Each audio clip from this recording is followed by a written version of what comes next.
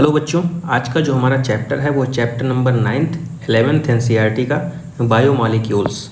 और इस चैप्टर को स्टार्टिंग करेंगे हम। सबसे पहले जिस टॉपिक का डिस्कशन करेंगे वो है how to analyse chemical composition. दूसरा है primary and secondary metabolites, biomacromolecules, protein, polysaccharide, nucleic acid. उसके बाद पढ़ेंगे हम स्ट्रक्चर ऑफ प्रोटीन्स और जो लास्ट टॉपिक हमारा रहेगा वो है एंजाइम्स। तो चलिए स्टार्ट करते हैं, लाइन टू लाइन डिस्कशन कर लेते हैं इसका। तो सबसे पहले यहाँ पे कह रहा है how to analyse chemical composition. Chemical composition को कैसे हम एनालिसिस करेंगे। तो देखिए, कोई भी हमारे पास लिविंग टिश्यू है, क्लियर, उसको जब हम एनालिसिस करेंगे, लिविंग टिश्यू कोई भी हो सकता है, जैसे वेजिटेबल हो गया, पीस ऑफ लीवर हो गया, उसकी एनालिसिस कैसे करेंगे। तो उसको हम ग्राइंड करते हैं एक कंपाउंड में, एक केमिकल में। तो उस केमिकल कंपाउंड का नाम क्या होता है, ट्राइक्लोरोएसिटिक एसिड, CCl3COOH। और उसको मोर्टार और पिस्टल में ग्राइंड करते हैं। जैसे हमारे पास कोई एक टिश्यू है, उसको किस में ग्राइंड किया गया है, ट्राइक्लोरोएसिटिक एसिड में। उसके बाद देखो, जैसे ये एक टिश्यू है और इसको मोर्टार और पिस्टल में ट्राइक्लोरोएसिटिक एसिड CCl3COOH के साथ इसको ग्राइंड कर दिया और यहाँ पे जो एक पेस्ट टाइप का बन गया। तो सपोज दैट यहाँ पे हमारे पास एक कोई कंटेनर है और इसके ऊपर हमने यहाँ पे एक छन्नी लगा दिया।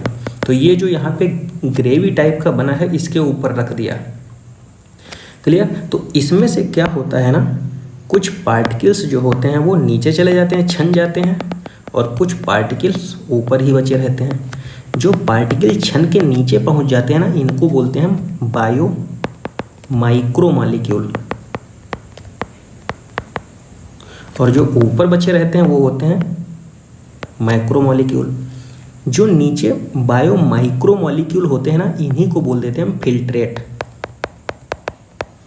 मतलब कि जो फिल्टर हो चुके हैं। और जो ऊपर बायो माइक्रोमॉलिक्यूल होते हैं उनको बोल देते हैं हम रिटर्नटेट, समझ गए।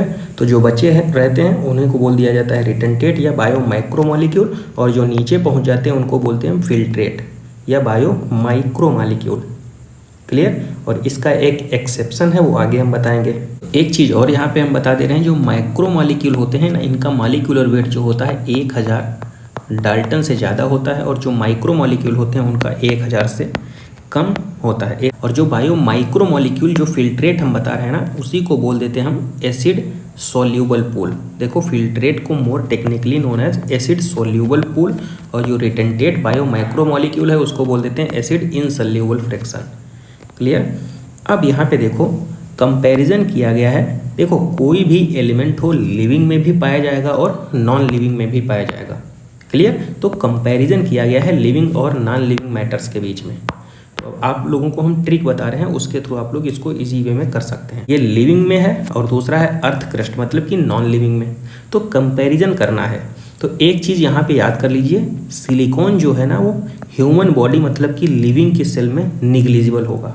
पहला पॉइंट तो ये याद होना चाहिए कि सिलिकॉन जो है वो ह्यूमन बॉडी में निग्लिजिबल होगा। अब देखो, अगर कंपैरिजन करना है तो जिसमें डबल डिजिट है, जैसे Na हो गया, Ca हो गया, Mg, Si, तो डबल डिजिट वाला जो होगा वो नॉन लिविंग अर्थ क्रस्ट में ज़्यादा होगा। जैसे सोडियम की बात कर ले रहे हैं तो 2.8 है नॉन लिविंग में और 0.2 है लिविंग में। तो क्या हमने बताया, डबल डिजिट वाला जो है ना वो नॉन लिविंग में ज़्यादा होगा अर्थ क्रस्ट में। और जो सिंगल डिजिट वाला है, जैसे hydrogen, oxygen, carbon, nitrogen, sulphur, तो ये ह्यूमन बॉडी में ज़्यादा होगा। जैसे ऑक्सीजन की बात करते हैं तो 18.5 ह्यूमन बॉडी में ज़्यादा है ना, 0.03 अर्थ क्रस्ट में है। तो ऐसे आप इसको याद कर सकते हैं। और अगर कंपोजिशन की बात कर रहे हैं, अगर सीक्वेंस, तो ह्यूमन बॉडी में ऑक्सीजन, कार्बन, नाइट्रोजन, ओसियन से याद कर लीजिए, ऑक्सीजन, कार्बन एंड नाइट्रोजन। और निग्लिजिबल वाला जो ह्यूमन बॉडी में है वो सिलिकॉन है। तो आप लोग ऐसे याद कर सकते हैं इसको।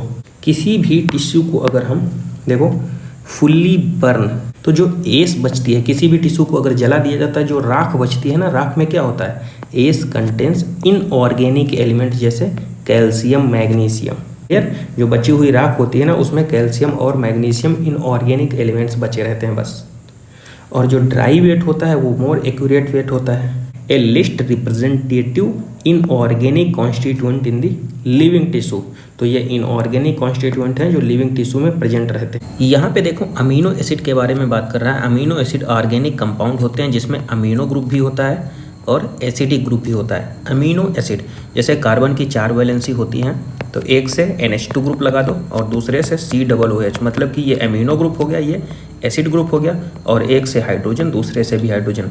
और इसमें जो वेरिएबल ग्रुप होता है वो जैसे रिप्लेस कर दो सब्सटीट्यूटेड मेथेन, इसी को अमीनो एसिड बोला जाता है। देखो जैसे अमीनो एसिड में क्या, एक अमीनो ग्रुप दूसरा एसिडिक ग्रुप हो गया, और they are called alpha amino acid. Alpha carbon होगा, अल्फा कार्बन उसे बोलते हैं जैसे फंक्शनल ग्रुप से डायरेक्ट अटैच कार्बन को अल्फा कार्बन बोलते हैं, और उससे अटैच डायरेक्ट हाइड्रोजन को बोलते हैं अल्फा हाइड्रोजन। क्लियर? तो ये अल्फा हाइड्रोजन और अल्फा कार्बन के बारे में हो गया। इन्हीं को बोलते हैं सब्सटीट्यूटेड मेथेन। इस वेरिएबल वैलेंसी को चेंज करते रहेंगे, जैसे यहाँ पे आप देख सकते हैं, जैसे अगर हाइड्रोजन रख दिया तो ग्लाइसिन बोलेंगे, मेथेन रख दिया अगर तो एलेनिन बोलेंगे, और CH2OH रख दिया तो सेरीन हो जाएगा इसका नाम। क्लियर? वही चीज़ें लिखी हैं यहाँ, हाइड्रोजन तो ग्लाइसिन, मेथेन तो एलेनिन, हाइड्रोक्सिल मेथेन तो सेरीन हो जाएगा। Based on the number of amino and carboxylic group. देखो किसी भी अमीनो एसिड में अगर एसिडिक वाला नंबर ज़्यादा है COOH, तो वो एसिडिक अमीनो एसिड को रिप्रेजेंट करेगा। एसिडिक तो ग्लूटामिक एसिड हो गया, बेसिक लाइसिन और न्यूट्रल वैलिन हो गया। ग्लूटामिक एसिड एसिडिक हो गया, बेसिक में हमने याद कराया था BHAL, हिस्टेडिन, आर्जिनिन और लाइसिन, ये बेसिक हो गए, और विलेज से याद कराया था neutral, VILAGE। Clear? Valine, isoleucine, lysine, arginine और ये है ग्लाइसिन। तो ये है हमारे न्यूट्रल अमीनो एसिड। और अगर एरोमेटिक अमीनो एसिड की बात कर रहे हैं तो टायरोसिन, फिनाइल एलेनिन और ट्रिप्टोफैन हो जाएगा। क्लियर? तो अगर देखो COOH का नंबर ज़्यादा है तो वो एसिडिक शो करेगा, तो ये भी याद करते रहिए। ज्यूटेरायन देखो क्या कह रहा है, B इज कॉल्ड ज्यूटेरायन, क्योंकि देखो पॉजिटिव और निगेटिव दोनों चार्ज इसमें बन रहा है। नेक्स्ट देखो कह रहा है lipid are generally water insoluble molecule होता है, could be simple fatty acid. Palmitic acid जो होता है वो 16 कार्बन मॉलिक्यूल होते हैं, और एरिकडोनिक एसिड में 20। कभी भूल जाना तो यहाँ पे याद रखिए P अल्फ़ाबेट जो होता है वो 16 नंबर पे ही होता है, ठीक है। और एक 16 वाला याद कर लेना, दूसरा याद हो जाएगा। एरिकडोनिक एसिड 20 कार्बन कंटेनिंग कंपाउंड होते हैं। अब देखो यहाँ पे another simple lipid is glycerol. अगर सिंपल लिपिड की बात करते हैं तो glycerol which is try hydroxy propane. जैसे ये स्ट्रक्चर बनी है ग्लिसरॉल की, तो यहाँ पे देखो 3 हाइड्रोक्सिल ग्रुप लगे हैं, OH OH OH, और ये क्या है मेथ एथ प्रो, तो ट्राई हाइड्रोक्सी प्रोपेन हो जाएगा इसका IUPAC नेम।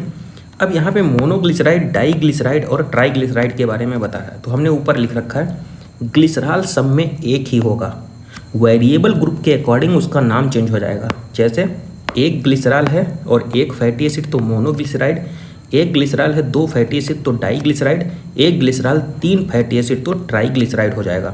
क्लियर? और यहाँ पे एक चीज़ और लिखी है, लोअर मेल्टिंग पॉइंट किसका होगा, जिंजलिक ऑयल। फास्फोलिपिड लिखा है जो सेल मेम्ब्रेन में प्रेजेंट रहता है उसको बोलते हैं lecithin. Adenosine, guanosine, thymidine, uridine and cytidine ये न्यूक्लियोसाइड हैं। न्यूक्लियोसाइड कहने का मतलब उसमें फॉस्फेट ग्रुप प्रेजेंट नहीं है। Adenylic acid, thymidylic acid, guanylic acid, uridylic acid and cytidylic acid ये न्यूक्लियोटाइड हैं। न्यूक्लियोटाइड कहने का मतलब उसमें फास्फेट ग्रुप प्रेजेंट है। अगर फास्फेट ग्रुप एब्सेंट है तो न्यूक्लियोसाइड बोल देंगे, और अगर फास्फेट ग्रुप एब्सेंट है तो उसको न्यूक्लियोटाइड बोल देंगे, ठीक है। तो टाइड वाले में क्या होगा, फास्फेट ग्रुप प्रेजेंट होगा। देखो नाइट्रोजनस बेस प्लस फास्फेट तो nucleotide, nitrogenous base plus sugar तो न्यूक्लियोसाइड बन जाएगा। DNA and RNA consist of nucleotide only. Nucleic acid like DNA and RNA consist of nucleotide only.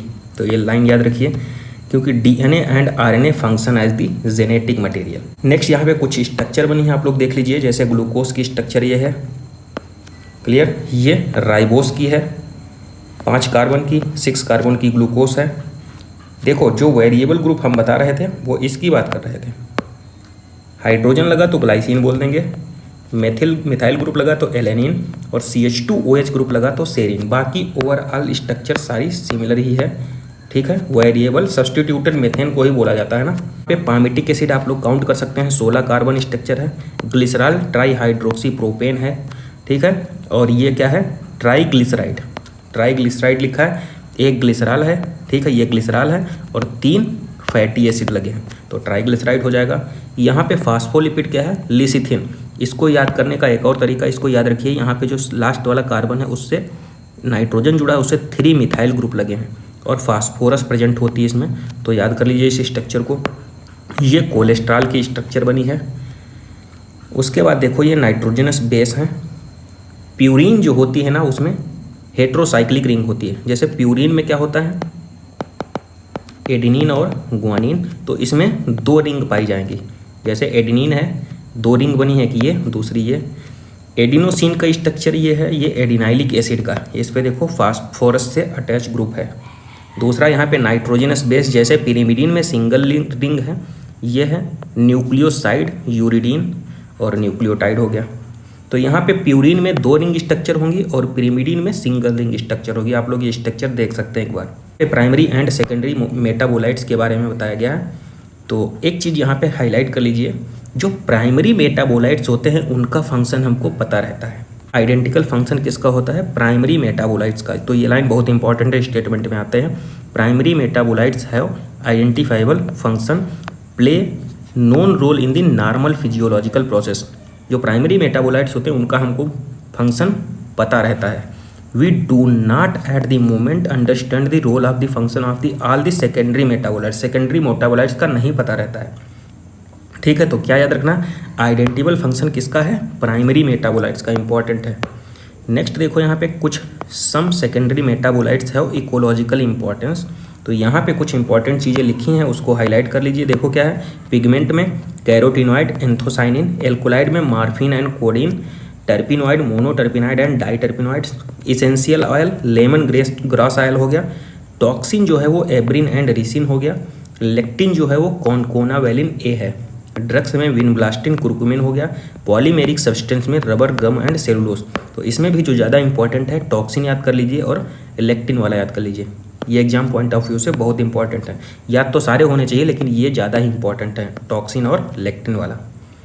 अब नेक्स्ट बात कर रहे हैं यहाँ पे बायो मैक्रोमॉलिक्यूल। बायो मैक्रोमॉलिक्यूल किनको बोल रहे थे, जिनका मॉलिक्यूलर वेट जो है 1000 डाल्टन से ज़्यादा था। क्लियर, जो एसिड इनसोल्यूबल पूल में पाए जा रहे थे, रिटेंटेट बोल रहे थे इनको, बायो मैक्रोमॉलिक्यूल को। क्लियर, तो ये चीज़ें हम ऊपर लिख दिया है। जैसे एग्जांपल क्या है, protein, nucleic acid, polysaccharide and lipids हो जाएगा। इसका range 10,000 dalton and above. Bio micromolecule का क्या बताया हमने, ये याद रखिए 1000 डाल्टन से ज़्यादा होगा। एसिड इनसोल्यूबल पूल, बायो माइक्रोमॉलिक्यूल, रिटेंटेट बोलते थे इसको। एक लाइन यहाँ पे इंपॉर्टेंट है, उसको हाईलाइट करिए। देखिए, the molecule in the insoluble fraction with the exception of the lipid are polymeric substance. Lipid इसका एक्सेप्शन है। देखो, लिपिड को होना चाहिए था बायो माइक्रोमॉलिक्यूल में मॉलिकुलर वेट अकॉर्डिंग, क्योंकि देखो लिपिड जो होता है, लिपिड का जो मॉलिकुलर वेट होता है 800 डाल्टन तक होता है, इससे ज़्यादा नहीं होता है। तो बायो माइक्रोमॉलिक्यूल होना चाहिए था, लेकिन नहीं, ये माइक्रोमॉलिक्यूल होता है।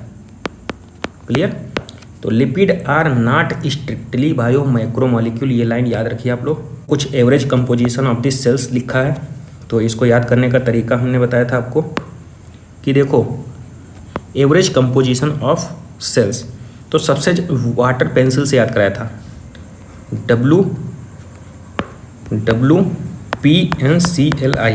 तो ये वाटर का सबसे ज़्यादा है 70 to 90, फिर प्रोटीन का 10 से 15, कार्बो, उसके बाद क्या है, न्यूक्लिक एसिड का 5 से 7, कार्बोहाइड्रेट का 3 है, लिपिड का है जो 2 हो गया, और यहाँ पे आयंस का 1 हो जाएगा। प्रोटीन की अगर हम बात कर ले हैं तो हेट्रोपॉलीमर होते हैं और किसका, एमिनो एसिड के डेरिवेटिव होते हैं। यहाँ पे ओवरऑल 20 अमीनो एसिड होते हैं, जिसमें 10 इसेंशियल होते हैं और नॉन इसेंशियल होते हैं बाकी। तो आपको इसेंशियल अमीनो एसिड हम अभी याद करा देंगे। क्लियर, डाइटरी प्रोटीन मतलब जिनको हमको बाहर से कंज्यूम करना पड़ता है वो होते हैं इसेंशियल, जिनकी सिंथेसिस हमारी बॉडी के अंदर नहीं हो पाती है, बाहर से हमको लेना पड़ता है। ठीक है, याद रखना डाइटरी प्रोटीन, तो वो इसेंशियल अमीनो एसिड होते हैं। नेक्स्ट देखो while we get essential amino acid through the diet और food। कुछ यहाँ पे देखो सम प्रोटीन दैट फंक्शन, कुछ प्रोटीन है उनके फंक्शन लिखे हैं, याद करिए इंपॉर्टेंट है। कोलेजन जो होता है इंटरसेलुलर ग्राउंड सब्सटेंस होता है, ट्रिप्सिन एंजाइम इंसुलिन हार्मोन हो गया, एंटीबॉडी को क्या होती है फाइट इन्फेक्शियस एजेंट होते हैं ये, रिसेप्टर सेंसरी रिसेप्टर जैसे स्मेल टेस्ट और हार्मोन भी है। GLUT4 ये सबसे ज़्यादा इंपॉर्टेंट है, ये क्या होता है देखो G से क्या हो गया ग्लूकोज, GLU से ग्लूकोज और U से इनेबल टू ट्रांसपोर्ट, ठीक है, तो enable glucose transport into cells, GLUT4 का ये हो गया। नेक्स्ट देखो यहाँ पे कोलेजन जो होता है, हाईलाइट करिए कोलेजन एनिमल वर्ल्ड में होता है मोस्ट अबंडेंट प्रोटीन, और रूबिस्को जो होता है इसका फुल फॉर्म क्या होता है रूबिलोस बिसफॉस्फेट कार्बोक्सिलेज और ऑक्सीजनेज, ये होल बायोस्फीयर में होता है अबंडेंट प्रोटीन। अगर एनिमल की बात करते हैं तो कोलेजन हो गया, होल बायोस्फीयर की बात कर रहे हैं तो रूबिस्को हो जाएगा। अब यहाँ पे हम पॉलीसेकेराइड की बात कर लेते हैं। में देखो cellulose is the polymeric polysaccharide consisting of only one type of monosaccharides, जैसे ग्लूकोज, बहुत सारे ग्लूकोज आपस में ज्वाइंट होके सेलुलोज का फॉर्मेशन कर लेते हैं, इसीलिए इसको बोला जाता है होमोपॉलीसेकेराइड। सेलुलोज की सिंपलेस्ट यूनिट क्या होगी ग्लूकोज, तो cellulose is the homopolymer. Clear. Starch जो होता है is a variant of this but present in the store house of energy in the plant tissue. Animal have another variant called glycogen. Inulin किसका polymer होता है fructose का। Polysaccharide chain से glycogen.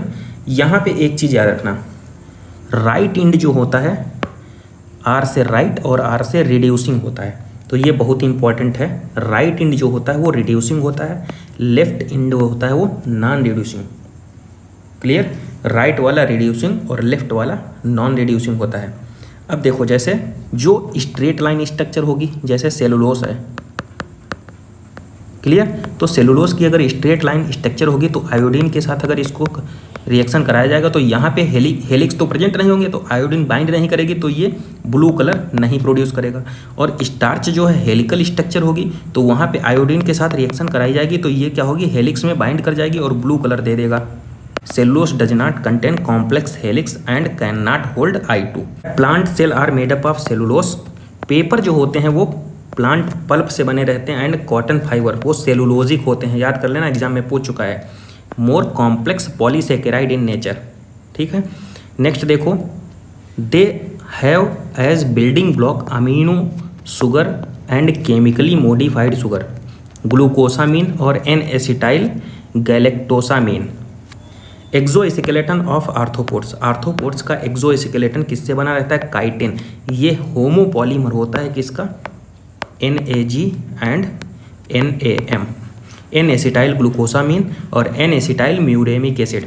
तो याद करना इंपॉर्टेंट है, काइटिन जो होता है एक्सोस्केलेटन होता है आर्थ्रोपोड्स के मेंबर्स में, होमोपॉलीमर होता है किसका एन एसिटाइल ग्लूकोसामीन और एन एसिटाइल म्यूरेमिक एसिड। अब यहाँ पे हम बात करते हैं न्यूक्लिक एसिड की। एसिड किससे बने रहते हैं न्यूक्लियोटाइड से। Clear. For the nucleic acid the building block of the nucleotide. Nucleotide monomeric unit हो गई और पॉलीमेरिक यूनिट कौन सी न्यूक्लिक एसिड हो जाएगी। 3 केमिकली डिस्टिंक्ट कंपोनेंट होते हैं heterocyclic compounds, monosaccharide, phosphoric acid या फास्फेट।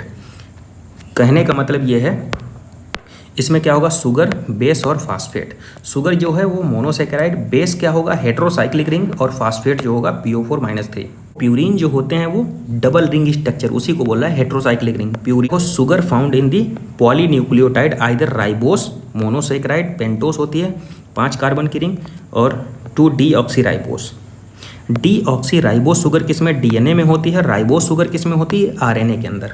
यहाँ पे स्ट्रक्चर ऑफ प्रोटीन की अगर हम बात कर रहे हैं, प्रोटीन की स्ट्रक्चर हेट्रोपॉलीमर होता है प्रोटीन किसका अमीनो एसिड का, heteropolymer of the amino acid. तो इसमें देखो एग्जाम पॉइंट ऑफ व्यू से उतना इंपॉर्टेंट है नहीं, लेकिन पूछ लेगा तो आप लोग कर ले जाएंगे। देखो केमिस्ट्री में 2D स्ट्रक्चर, फिजिक्स में 3D स्ट्रक्चर और बायोलॉजी में 4D स्ट्रक्चर। देखो organic chemistry always right 2 dimensional view. Clear. Physicist 3 dimensional view लिखेगा और बायोलॉजिस्ट डिस्क्राइब 4 लेवल पे। तो इम्पॉर्टेंट है, याद कर लीजिए, कभी पूछ लिया तो दिख जाएगा, NCERT का ही क्वेश्चन है ये। उसके बाद देखो क्या कह रहा है, प्राइमरी स्ट्रक्चर। यहाँ पे जो इम्पोर्टेंट क्वेश्चन ये है, क्या याद करना है, लेफ्ट फर्स्ट एन। क्या बोला, left first N. Left end जो होता है उस पर फर्स्ट अमीनो एसिड होता है और एन टर्मिनल पे। बहुत ही इंपॉर्टेंट क्वेश्चन आता है यहाँ पे, एक ही चीज़ याद करना है, left first N. Left end जो होता है वो फर्स्ट अमीनो एसिड और एन टर्मिनल पे होता है, right end last amino acid end C terminal पे। तो बहुत ही इंपॉर्टेंट क्वेश्चन पूछता है और अच्छे से याद कर लीजिए इसको। Left first and terminal, the left and represent by the first amino acid and right and represent by the last amino acid. First amino acid is also called an terminal और सी वाला जो होता है वो लास्ट अमीनो एसिड। तो बहुत important question आता है इससे। उसके बाद देखो, only some portion of the protein threads are arranged in the form of the helix.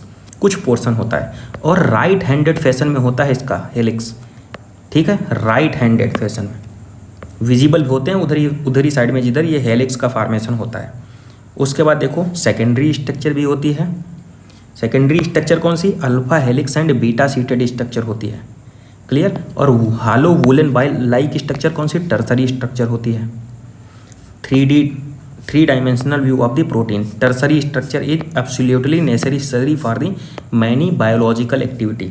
बहुत सारी बायोलॉजिकल एक्टिविटी के लिए कौन सी स्ट्रक्चर रिक्वायरमेंट होती है, टर्सरी स्ट्रक्चर लिखा है सीधे सीधे। सेकेंडरी स्ट्रक्चर अल्फा हेलिक्स और बीटा सीटेड स्ट्रक्चर, ठीक है। और यहाँ पे लिखा only right handed helix are observe. तो ये प्राइमरी स्ट्रक्चर है, देखो स्ट्रेट लाइन, ठीक है। सेकेंडरी स्ट्रक्चर में देखो अल्फा हेलिक्स और ये बीटा सीटेड स्ट्रक्चर बनी हुई है। टर्सरी स्ट्रक्चर में देखो हाइड्रोजन और डाइसल्फाइड बॉन्ड यहाँ पे रिप्रेजेंट किए हैं और टर्सरी स्ट्रक्चर ही होती है hollow woollen ball like structure 3D view. Quaternary structure ये हीमोग्लोबिन की है, क्लियर। और 3D स्ट्रक्चर में क्या और क्या याद रखा है, absolutely necessary for many biological activity of the protein. तो कौन सी बायोलॉजिकल एक्टिविटी के लिए रिक्वायरमेंट होती है, टर्सरी स्ट्रक्चर। तो आई होप यहाँ पे प्रोटीन की स्ट्रक्चर्स के बारे में आप लोग समझ चुके होंगे। क्वाटर्नरी स्ट्रक्चर के बारे में देखो, haemoglobin consist of 4 subunit, 2 of these identical to each other, 2 सब यूनिट अल्फा और 2 सब यूनिट बीटा। 2 अल्फा और 2 बीटा होती हैं, ठीक है, 4 सब यूनिट ओवरऑल। तो क्वाटर्नरी स्ट्रक्चर की एग्जांपल क्या है, हीमोग्लोबिन। नेक्स्ट यहाँ पे हम एंजाइम के बारे में बात कर लेते हैं। एंजाइम में देखो क्या कह रहा है, almost all enzyme are protein. Almost इसलिए बोल रहा है क्योंकि सारे एंजाइम प्रोटीन नहीं होते हैं, क्योंकि राइबोजाइम जो होता है वो न्यूक्लिक एसिड होता है, सम न्यूक्लिक एसिड जैसे राइबोजाइम। तो all enzyme are protein except ribozyme. Organic catalyst होते हैं, देखो एक होते हैं इनऑर्गेनिक कैटालिस्ट और एक होते हैं एंजाइम। तो इनऑर्गेनिक कैटालिस्ट जो होते हैं हाई टेम्परेचर पे एक्टिव रहते हैं, हाई टेम्परेचर और हाई प्रेशर पे, क्लियर, डैमेज नहीं होते हैं। लेकिन एंजाइम जो होते हैं वो हाई टेम्परेचर पे डैमेज हो जाते हैं, 40 डिग्री से ज़्यादा जाएंगे, ये ऑप्टिमम टेम्परेचर है तो डैमेज हो जाएंगे।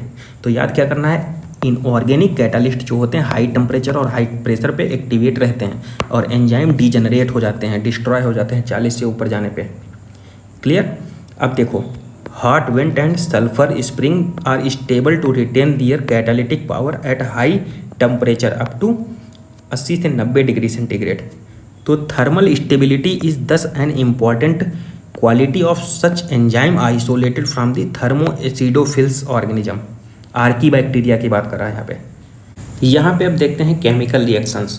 तो 2 चीज़ें लिखी हैं, एक तो केमिकल रिएक्शन, दूसरा फिजिकल प्रोसेस। कौन सा केमिकल प्रोसेस होगा, कौन सा फिजिकल प्रोसेस।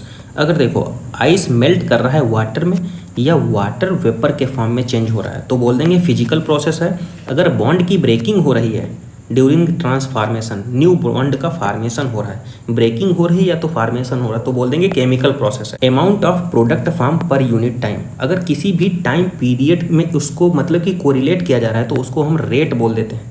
देखो पर यूनिट टाइम, ठीक है, प्रोडक्ट अपॉन टाइम, कितने टाइम में प्रोडक्ट का फॉर्मेशन हो रहा है वो उसकी रेट को डिस्क्राइब करता है। नेक्स्ट यहाँ पे rate of physical and chemical process influenced by temperature, temperature से बदल सकते हैं, ठीक है। तो रेट डबल और decrease by half every 10% change in either direction. Double भी हो सकता है और डिक्रीज भी कर सकता है, 10% चेंज करेंगे अगर हम टेम्परेचर को, दूसरा एक रिएक्शन लिखी है CO2 की रिएक्शन वाटर के साथ कराएंगे, कार्बोनिक एनहाइड्रेज एंजाइम। देखो सीधी सीधी बात समझिए, CO2 की रिएक्शन अगर वाटर के साथ कराएंगे तो कार्बोनिक एनहाइड्रेज का फॉर्मेशन होगा, चाहे एंजाइम प्रेजेंट हो या एंजाइम अब्सेंट हो। अगर एंजाइम प्रेजेंट है कार्बोनिक एनहाइड्रेज तो 6 लाख मॉलिक्यूल पर सेकेंड बनेंगे, और अगर एंजाइम अब्सेंट है तो कार्बोनिक एनहाइड्रेज बनेगा लेकिन 200 मॉलिक्यूल पर सेकेंड। तो तुमको दोनों का डाटा याद होना चाहिए।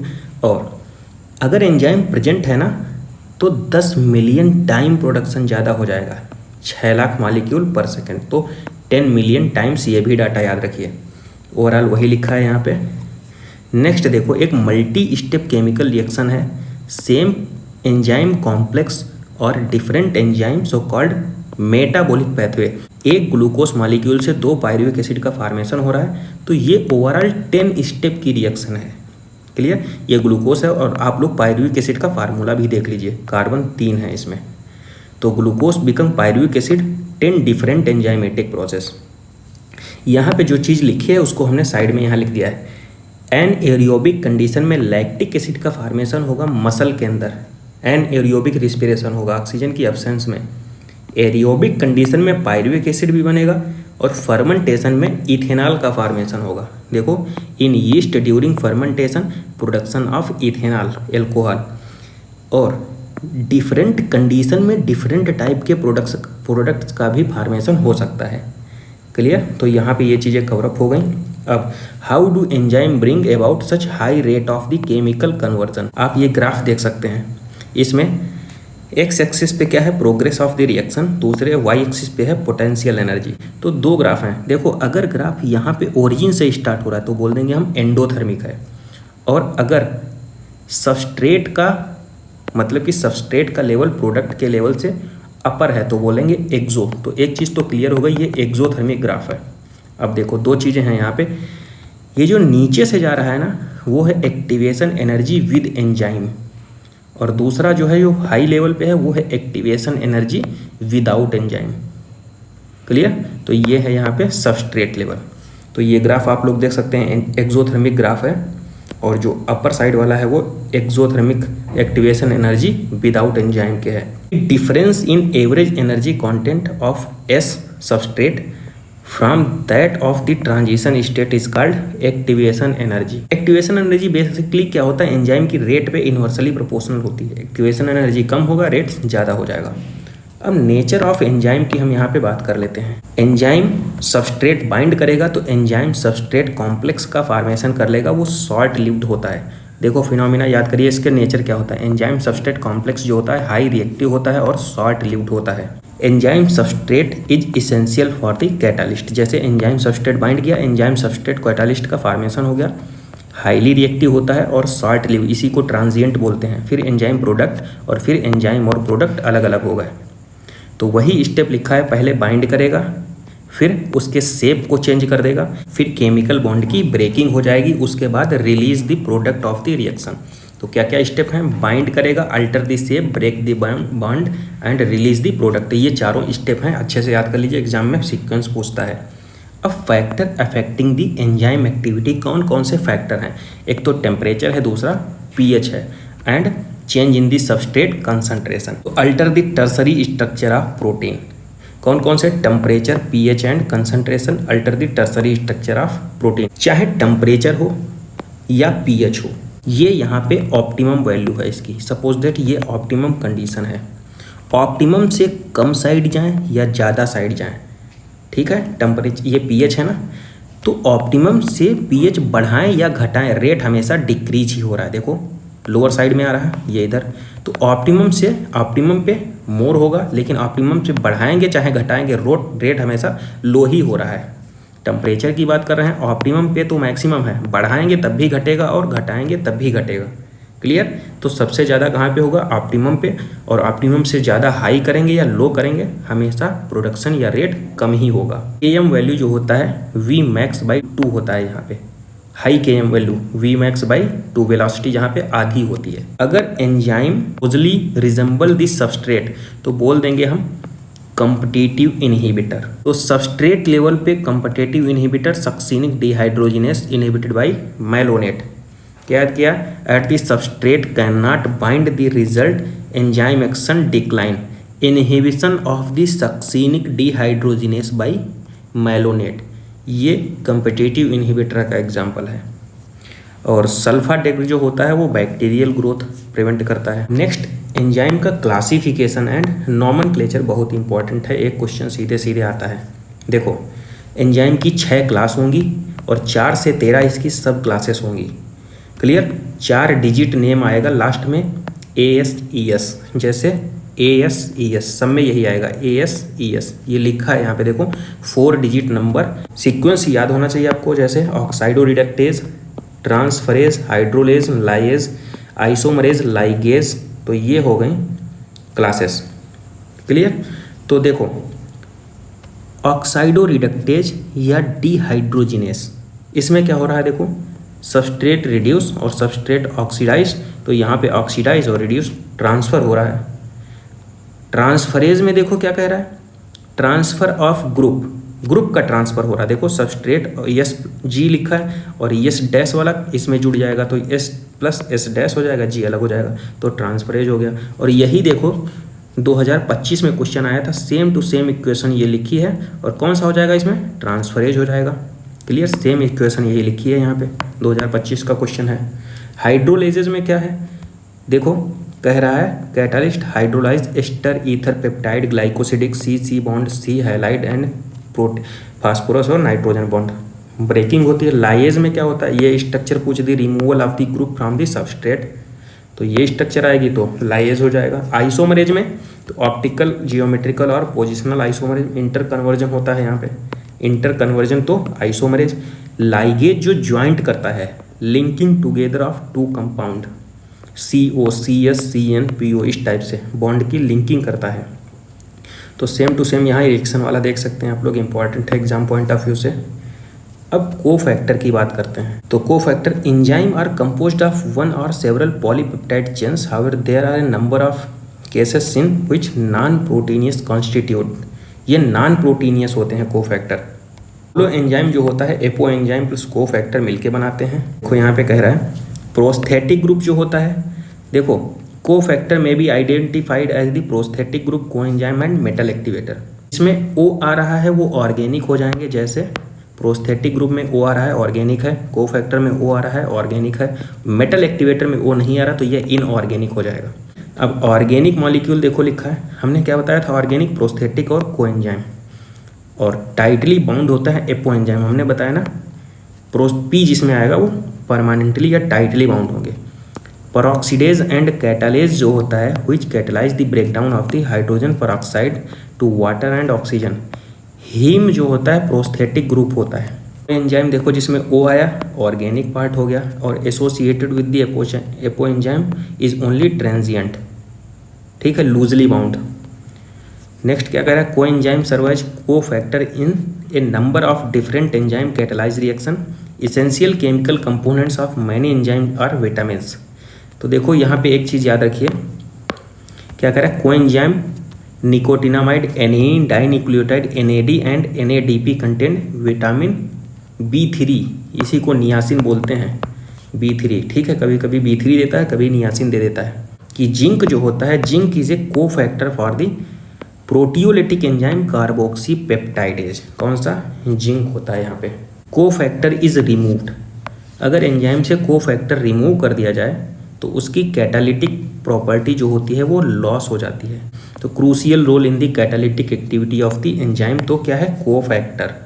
यहाँ पे नीट 2025 में एक क्वेश्चन आया है, तो देखो क्या कह रहा है, प्रोटीनियस पोर्शन कौन होता है एंजाइम का, तो सीधे सीधे अभी पढ़ाया हमने, एपो एंजाइम होता है। तो यहाँ पे हमने NCERT की 1-to-1 लाइन को डिस्क्राइब कर लिया है। आई होप आपको ये वीडियो अच्छा लगा होगा, और वीडियो अगर अच्छा लगा है तो वीडियो को लाइक कीजिए, और किसी भी लाइन से रिलेटेड, किसी भी क्वेश्चन से रिलेटेड अगर क्वेरी है तो कमेंट बॉक्स में ज़रूर कमेंट कीजिए, और ज़बरदस्त तरीके से पढ़ते रहिए। थैंक